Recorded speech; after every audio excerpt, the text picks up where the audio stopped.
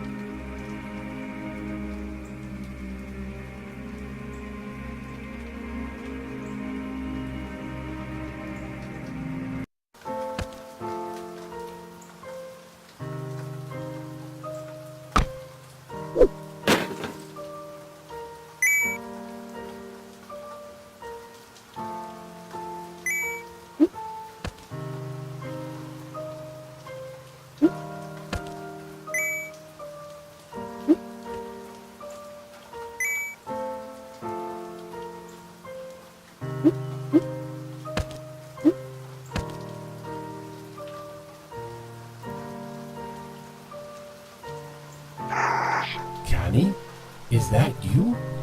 Oh, mighty gear wheel, and I thought I would never see a living robot again. But how is it that you are still working? Solar cells?